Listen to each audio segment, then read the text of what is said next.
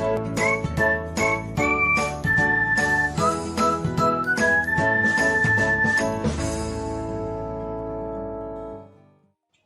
everyone, welcome back to another episode of Technologyglance.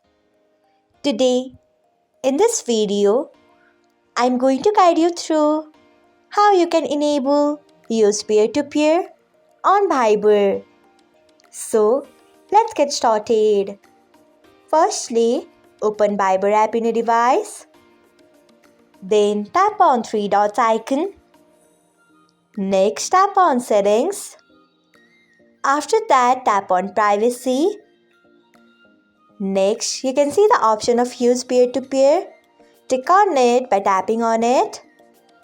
So, this is how you can enable use peer-to-peer on Viber.